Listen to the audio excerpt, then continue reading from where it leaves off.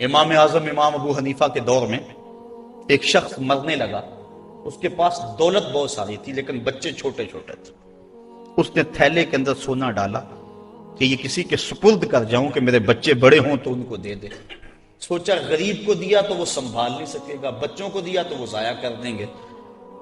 ایک دوست تھا اس کا امیر ترین، اس کو کہا کہ میاں یہ سونا اور تھیلا ہے، ساتھ وصیت نامہ لکھا، جب میرے بچے بڑے جوان ہو جائیں بالغ ہو جائیں تو جو تیرا جی چاہے ان بچوں کو دے دینا. یہ اس نے وصیت کی اور وہ سب کچھ اس کے سپرد کیا. بچے جوان ہوئے، اس نے لوگوں کو بلایا، بچوں کو بلایا، سونا تھیلا سب کچھ سامنے رکھا، وصیت نامہ پڑھا. ان کے باپ نے جب مرتے ہوئے مجھے یہ سونا تھیلے میں ڈال کر دیا تو ساتھ یہ وصیت نامہ لکھ کر دیا کہ جب میرے بچے جوان ہوں گے جو تیرا جی چاہے بچوں کو دے دے. تو اس نے سونا اپنے پاس رکھ لیا اور خالی تھیلا بچوں کو دے دیا. اب سارے کہیں ظلم ہوا ہے، یتیموں کے ساتھ ظلم ہوا ہے، لیکن کریں کیا کہ وصیت نامہ ہی ایسا تھا، نہ عدالتی چارہ جوئی ہو سکتی ہے، نہ اس کو کہا جا سکتا ہے. سارے کہیں ظلم ہوا. علماء سے پوچھا، کہا ظلم ہوا، لیکن کیا کہا جا سکتا ہے؟ وصیت نامہ کے اندر بات ہی ایسی تھی کہ اس نے زیادتی کی ہے اور سب کچھ خود رکھ لیا. امام اعظم امام ابو حنیفہ سراج الامہ امام الائمہ، آپ کی خدمت میں لوگ حاضر ہوئے کہ یوں یتیموں کے ساتھ یہاں زیادتی ہوئی، لیکن وصیت نامے کی عبارت اس طرح کی تھی اس لیے کوئی بول بھی نہیں سکتا. آپ کو ارشاد فرمائیں. کہا دوبارہ سب لوگوں کو جمع کر لو، اسے بھی بلا لو، بچوں کو بھی بلا لو. بلا لیا گیا. کہا میاں وصیت نامہ پڑھو. وصیت نامہ پڑھا گیا کہ یہ سونا ہے تھیلے میں ڈال کے تجھے دے رہا ہوں، جب میرے بچے جوان ہو جائیں گے جو تیرا جی چاہے وہ بچوں کو دے دینا. آپ نے فرمایا پھر پڑھو. اس نے پھر پڑھا. کہا اب تم بتاؤ تمہارا جی سونے کو چاہ رہا ہے یا تھیلے کو چاہ رہا ہے؟ اس نے کہا میں تو سونا رکھنا چاہتا ہوں. کہا وصیت نامہ پڑھو. وصیت میں ہے جب بچے جوان ہوں گے جو تیرا جی چاہے وہ بچوں کو دے دینا. اب تیرا جی تو سونے کو چاہ رہا ہے اور وصیت میں لکھا بھی یہ ہے کہ جو تیرا جی چاہے وہ بچوں کو دے دے، لہٰذا سونا دینا، بچوں کو تھیلا رکھ خود. تو امام اعظم نے اس طرح ان یتیموں مدد فرمائی تو کہا لن تنالوا البر حتی تنفقوا مما تحبون، تم اتنی دیر تک نیکی کی حقیقت کو نہیں پہنچ سکتے جب تک اس کو تم اللہ کی راہ میں خیرات نہ کرو جس کو تم خود پسند کرو. اللہ مما تحبون، تو انسان اس کو راہ خدا میں خیرات کرے جس کو خود پسند کرتا ہے. اور آگے فرمایا وَعَلَمُوا، اور جان لو ان اللہ غنی حمید، اللہ غنی بھی ہے اور سراہا ہوا بھی ہے. اسے تمہارے مالوں کی ضرورت نہیں ہے، وہ ان غریبوں کو خود بھی تو دے سکتا تھا نا. تمہاری ڈیوٹی لگائی کہ تم دینا، وہ خود بھی تو دے سکتا تھا، لیکن یہ تمہاری آزمائش، ان کی آزمائش اور تمہاری آزمائش. اب دیکھتے ہیں کون اپنی آزمائش میں پورا نکلتا ہے. الشیطان یعدکم الفقر ویامرکم بالفحشاء، شیطان تمہیں اندیشہ دلاتا ہے محتاجی کا. اگر تم نے اللہ کی راہ میں دیا تو تم محتاج ہو جاؤ گے، تمہارے پاس اتنی دولت نکل جائے گی. وَيَأْمُرُكُمْ بِالْفَحْشَاءِ، اور تمہیں بے حیائی کا حکم دیتا ہے. بے حیائی سے یہاں مراد علماء تفسیر فرماتے ہیں بخل ہے، کنجوسی ہے. اور کنجوسی کو بے حیائی اس لیے کہا گیا کہ اس سے بڑی کیا بے حیائی ہوگی کہ غریب نانے شبینہ کو ترستا ہو اور امیر دولت کو سنبھال کے بیٹھ جائے. یہ بے حیائی نہیں ہے تو اور کیا ہے؟ وہ کیا کسی نے کہا تھا گندم امیر شہر کی ہوتی رہی خراب، بچی مگر غریب کی فاقوں سے مر گئی. تو اس سے بڑی بے حیائی کیا ہوگی کہ ایک گھر میں گھی کے چراغ جلتے ہوں، ایک گھر کے اندر فضول خرچیوں پر مال لنڈھائے جا رہے ہوں، اور دوسری طرف بیوہ کی یتیم بچیاں گھر میں بوڑھی ہو رہی ہیں اور کوئی ان کا رشتہ قبول نہ کرتا ہو کہ ان کے پاس دینے کے لیے کچھ نہیں ہے، اور ہم پیسے اڑا دیں اپنے نفس کی خواہش کے لیے جو ہے وہ لاکھوں روپے خرچ کریں اور اپنی گلی میں ان غریبوں اور یتیموں کا لحاظ نہ رکھیں، تو اس سے بڑی بے حیائی اور کیا ہو سکتی ہے. اللہ تعالیٰ نے بخل کو جو ہے وہ فحشاء کے ساتھ تعبیر کیا کہ شیطان تمہیں بے حیائی کا حکم دیتا ہے واللہ یعدکم مغفرۃ منہ وفضلا، اور اللہ تمہیں مغفرت کا اور اپنی جناب سے فضل کا وعدہ دیتا ہے. تم اس کی راہ میں خرچ کر کے تو دیکھو وہ تمہارے گناہوں کو معاف کر دے گا، اور جب تم اس کی راہ میں خرچ کرو گے تو اس کا فضل ہوگا، یعنی تمہارا مال کم نہیں ہوگا. عقل یہی کہتی ہے، شیطان بھی یہی وعدہ دیتا ہے. اکاؤنٹنٹ سے پوچھو تو وہ بھی کہتا ہے کہ اتنے خرچ کرو گے تو اتنے کم ہوں گے، کیلکولیٹر بھی یہی حساب دیتا ہے. لیکن اللہ کہتا ہے میں وعدہ دیتا ہوں فضل کا، تم خرچ کر کے دیکھو تمہارے مال بڑھا دوں. اور میں ایک مثال دیا کرتا ہوں، پرانے دور میں یہ ہم نے بھی دیکھا ہوا دور کہ کنویں سے پانی نکال کر کھیتوں کو ہم سیراب کیا کرتے تھے. پھر دیکھتے دیکھتے ٹیوب ویل آ گئے تو ان سے پانی ہم اپنے کھیتوں کو دینے لگے. وہ جو کنویں تھے ان کو باقاعدہ بند نہیں کیا. لیکن اب کہیں کوئی پرانا کنواں ہو تو وہاں جا کر دیکھو، ایک تو پانی بہت نیچے جا چکا ہے، دوسرا ڈول ڈال کر نکالو گے تو گندا ہو چکا ہے، سونگو گے تو بدبودار ہو چکا ہے.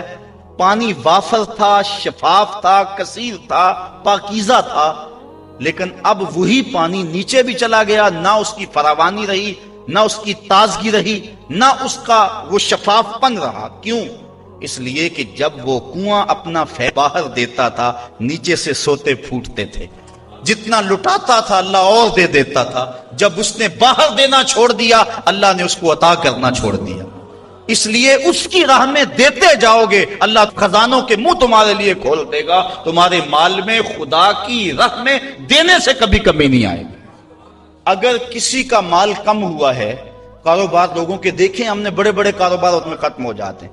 تلک الایام نداولها بین الناس، دن پلٹتے رہتے ہیں، آج اور کل کیفیت اور. اس کی وجہ یہ نہیں ہے کہ اس نے راہ خدا میں لٹایا تو اس لیے ایسا ہوا، اس کی وجہ اور ہے. اس لیے راہ خدا میں جتنا مرضی مال دو گے کم نہیں ہوگا، بلکہ اللہ تعالیٰ وعدہ دیتا ہے کہ تم اس کے راہ میں دو گے تمہارا مال بھی بڑھا دوں گا اور تمہاری بخشش بھی فرما دوں گا. اللہ اکبر. یؤتی الحکمت من یشاء، یہ ساتھ ہی ذکر تھا مال کے خرچ کرنے کا، یہاں ذکر حکمت کا کر دیا. وہ جسے چاہے حکمت دے دیتا ہے. مطلب کیا؟ راہ خدا میں خرچ کرنے کا جذبہ یہ بڑی دانائی کی بات ہے. وَمَن يُؤْتَ الْحِكْمَةَ فَقَدْ أُوتِيَ خَيْرًا كَثِيرًا، اور جس کو حکمت دی گئی اس کو بہت ساری بھلائی دی گئی.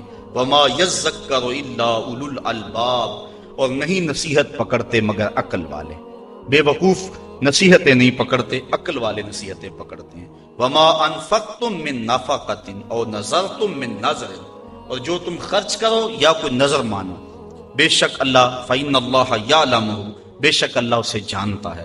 وَمَا لِلظَّالِمِينَ مِنْ أَنصَارٍ، اور ظالموں کا کوئی مددگار نہیں ہے.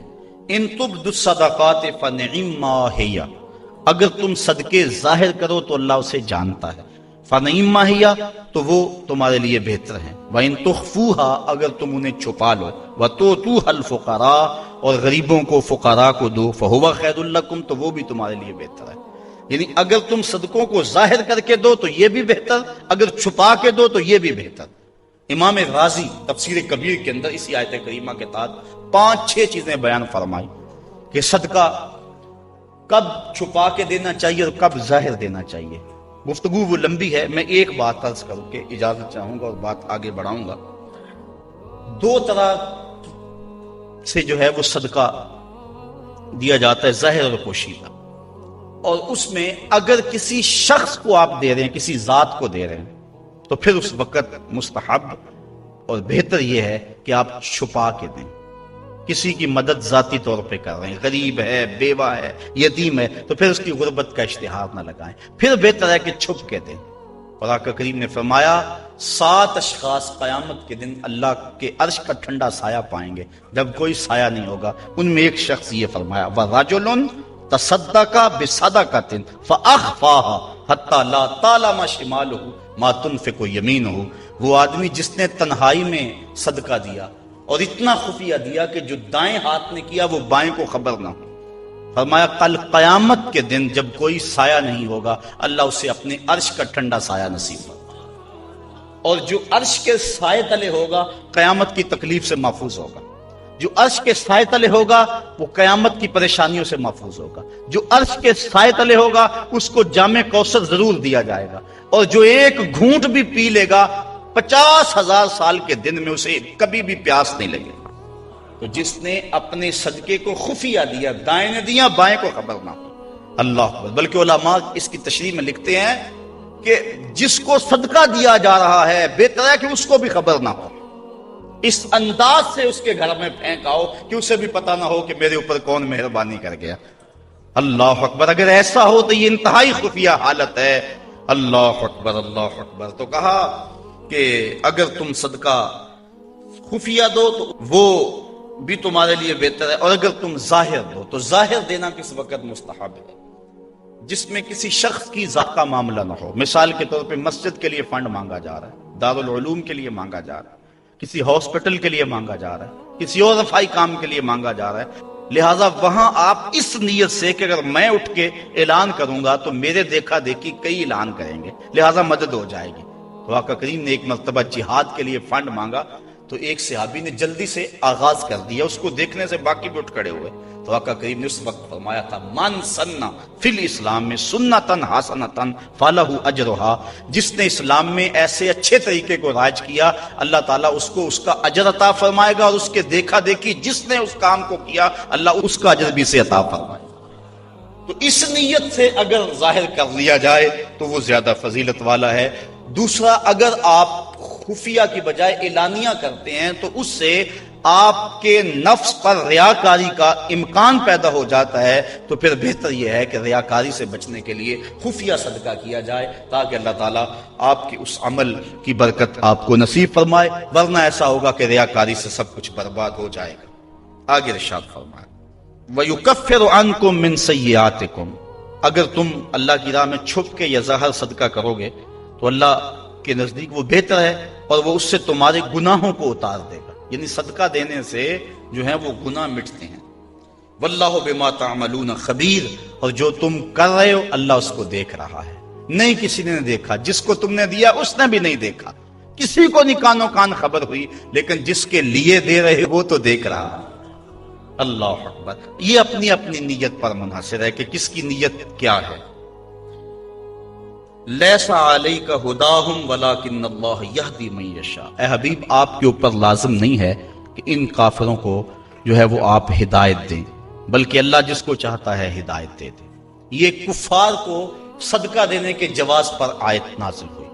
صحابہ صدقہ اپنا دیتے تھے، اپنوں کو مسلمانوں کو بھی، لیکن ان کے رشتہ دار کافر بھی ہوتے جو پریشان ہوتے، تو دل میں آتا یہ کافر ہیں، تو اللہ تعالیٰ نے اجازت دی کہ ان کو بھی آپ دے سکتے ہیں۔ تو کافر کو صدقہ واجبہ نہیں لگتا، یعنی زکوٰۃ نہیں لگتی، صدقہ فطر نہیں لگتا، اور جو منت کا جو صدقہ ہے وہ نہیں لگتا، واجبہ نہیں لگتا، نافلہ صدقے جو ہیں ویسے تعاون کر دیا جائے تو وہ اس کو لگ جاتا ہے۔ اس کی دلیل قرآن مجید کی یہ آیت ہے۔ وَمَا تُنْفِقُوا مِنْ خَيْرٍ فَلِأَنفُسِكُمْ، اور تم جو اچھی چیز دو تو تمہارا ہی اس میں بھلا ہے، فائدہ تمہیں ہی ہوگا، تمہارا ہی بینک ہے۔ وَمَا تُنْفِقُونَ إِلَّا ابْتِغَاءَ وَجْهِ اللَّهِ، اور تمہیں خرچ کرنا مناسب نہیں مگر اللہ کی رضا چاہنے کے لیے۔ وَمَا تُنْفِقُوا مِنْ خَيْرٍ يُوَفَّى إِلَيْكُمْ، اور جو مال تم خدا کی راہ میں دو گے اس کا تمہیں پورا پورا اجر ملے گا۔ وَأَنْتُمْ لَا تُظْلَمُونَ، تمہارے سے ظلم نہیں کیا جائے گا، جدیا اس کا پورا پورا اجر ملے گا۔ لِلْفُقَرَاءِ الَّذِينَ أُحْصِرُوا فِي سَبِيلِ اللَّهِ، یہ کہا کہ کافروں کو تم صدقہ دے سکتے ہو، لیکن فرمایا تمہارے صدقے کے زیادہ حقدار وہ ہیں، کون؟ لِلْفُقَرَاءِ الَّذِينَ، وہ فقیر لوگ، احسروا فی سبیل اللہ، جو اللہ کی راہ کے اندر رکے ہوئے۔ اس سے مراد احسروا فی سبیل اللہ سے مراد مفسرین نے اصحاب صفہ لیے ہیں۔ یہ 400 کے قریب صحابہ تھے، 300 سے لے کر 400 تک ان کی تعداد مختلف روایات میں آئی ہے۔ جو مسجد نبوی میں رہتے تھے، ان کا نام کوئی گھر تھا نہ ان کے اہل تھے، بس سارا دن مسجد نبوی میں رہتے۔ حضور نے ان کے لیے ایک چبوترا بنوا دیا جس کو صفہ کا چبوترا کہا جاتا ہے، تو وہ اس پہ بیٹھے رہتے، حضور کے انتظار میں رہتے۔ آقا کریم آتے تو وہ حضور سے دین سیکھتے، بلا تعین اوقات حضور سے دین سیکھتے۔ کسی غزوے پر حضور ان کو چاہتے تو ساتھ لے جاتے، کسی سرایہ پہ بھیجتے تو وہ حضور کے حکم کی جو ہے وہ تعمیل کرتے۔ زیادہ کوشش کرتے کہ وہ لکڑیاں اکٹھی کر کے ان کو بیچ کر اپنے پیٹ کا گزارا کرتے، لیکن مصروفیت چونکہ تعلیم دین میں تھی تو وہ کمائی نہیں کر سکتے تھے۔ اللہ تعالیٰ جل شانہ نے یہاں باقاعدہ یہ بات ارشاد فرما دی، لا یستطیعون ضربا فی الارض، وہ زمین پر چل نہیں سکتے، یعنی باقاعدہ وہ کاروبار نہیں کر سکتے، کیونکہ وہ دین کے علم کے لیے رکے ہوئے ہیں۔ کہا تمہارے صدقے کے زیادہ حقدار یہ طلباء ہیں، دین والے لوگ جو سب کچھ چھوڑ کے دین سیکھ رہے ہیں۔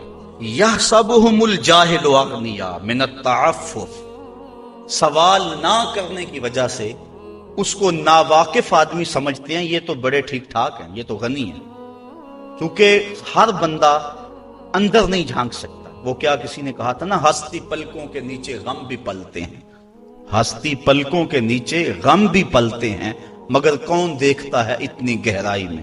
تو وہ بظاہر ان کے چہرے مورے ایسے ہیں کہ لگتا یہ ہے کہ یہ بڑے ٹھیک ٹھاک، ضرورت ہی نہیں ہے، لیکن مالداروں کے اوپر لازم ہے کہ ان کو بھی تلاش کریں جو مانگتے نہیں، اور ان کے گھر جا کے ان کی اعانت کر کے آئیں۔ اللہ نے اپنے محبوب سے مخاطب کر کے کہا، تعرفہم بسیماہم، محبوب تو ان کی پیشانیوں سے پہچان لیتا، لوگ نہ جانے تجھے تو پتا ہے نا۔ حضرت ابو ہریرہ رضی اللہ تعالیٰ عنہ باہر آ کے بیٹھ گئے، کہتے مجھے بھوک بڑی لگی ہوئی تھی، اور اتنی بھوک کہ گزارا نہیں ہو رہا تھا، بیٹھا نہیں جا رہا تھا۔ میں نے کہا کوئی آدمی گزرتا میرے چہرے کو دیکھ کے پہچان لے گا۔ پھر ایک صحابی آئے، میں نے ان سے ایک مسئلہ پوچھا، وہ مسئلہ بتا کے چلے گئے۔ دوسرے آئے، میں نے قرآن کی آیت کے بارے میں پوچھا، وہ بتا کے چلے گئے۔ پھر دل و قلب و نگاہ کے مرشد اولین آ گئے۔ میں نے حضور سے مسئلہ پوچھا، حضور نے کہا ابو ہریرہ بھوک لگی ہوئی ہے؟ میں نے کہا ہاں حضور بھوک لگی ہے۔ پوچھا مسئلہ؟ آقا کریم میں بھوک لگی ہے، ہاں حضور بھوک لگی ہے، مسئلہ ہی یہی تھا۔ کہتے ہیں آ جاؤ میرے ساتھ آ جاؤ۔ پھر وہ روایت آپ علماء سے سنی کہ حضور اندر چلے گئے، اجازت دی۔ حضرت ابو ہریرہ فرماتے ہیں میں دیکھا دودھ کا ایک پیالہ پڑا، کہا ابو ہریرہ جاؤ جو صفہ پہ بیٹھے ان کو بھی بلا لاؤ۔ میں سوچا وہ تو 70 ہیں اور دودھ کا پیالہ ایک، لیکن حضور کا حکم تھا، میں بلا لایا۔ کہا اب ان کو پلاؤ۔ کہا پریشان تھا، لیکن جب پہلے نے پیا ذرا بھی کم نہ ہوا۔ میں سمجھ گیا حوض کوثر کی نہروں سے کنیکشن جڑ گیا ہے۔ کہا کہ ان سب کو پلاؤ۔ کہا ایک نے پیا، پھر دوسرے نے پیا، 70 آدمی دودھ پی گئے۔ اللہ اعلیٰ حضرت فرماتے ہیں ہاں جناب ابو ہریرہ، کیسا تھا وہ جام شیر جس سے 70 سالوں کا دودھ سے منہ بھر گیا۔ اللہ اکبر۔ کہتے ہیں پھر حضور نے مجھے پلایا، کہا اور پیو اور پیو، حتیٰ کہ میں سراب ہوا، حضور اب نہیں پیا چاہتا۔ پھر آقا کریم وہ پیالہ لیا۔ استاذ المکرم فرمایا کرتے تھے یہ تو دیکھتے ہو کہ ایک دودھ کا پیالہ 70 کے لیے کافی ہو گیا، یہ بھی تو دیکھو کونین کا سردار اور 70 کا جوٹا پی رہا، اس پہلو پہ بھی ذرا نظر جائے۔ اللہ اکبر۔ تو کہا محبوب تم تو جانتے ہو ان کے چہروں سے، اللہ اکبر، کہ وہ لوگوں سے سوال نہیں کرتے، لا یسألون الناس الحافا، وہ لوگوں سے لپٹ کر سوال نہیں کرتے، بڑے خوددار ہوتے ہیں۔ عموماً ایسے لوگوں کی تلاش بڑی ضروری ہے کہ جو لوگوں سے سوال نہیں کرتے، ورنہ ہم نے دیکھا ہے کہ جو لوگ مانگنے والے ہیں، سوال کرنے والے ہیں، وہ تو لاکھوں روپے جمع کر لیتے ہیں، اور جو بیچارے عزت نفس کا لحاظ رکھنے والے ہوتے ہیں ان تک کوئی بھی نہیں پہنچتا۔ آپ دیکھ لیں اپنے معاشرے کے اندر سروے کر کے دیکھ لیں، یہ ہماری ذمہ داری ہے، محروم تک بھی پہنچنا اور سائل تک بھی پہنچنا۔ اور یہ بات ذہن میں رکھیں کہ سوال کرنا یہ مومن کی شان نہیں ہے، بلکہ حضرت سیدنا صدیق اکبر جا رہے تھے تو آپ کا کوڑا گر گیا، گھوڑے سے اترے اور نیچے سے اٹھایا اور پھر بیٹھے۔ خادم نے عرض کی حضور آپ فرما دیتے میں اٹھا کے دے دیتا۔ کہا حضور نے سوال کرنے سے منع کیا، اس لیے میں نہیں سوال کرنے کی ہمت رکھتا۔ یہاں تک جو ہے وہ ہمارے جو ہے وہ اسلاف جو بزرگ جو ہیں صحابہ اس کا خیال رکھتے تھے۔ ہاں علماء نے اجازت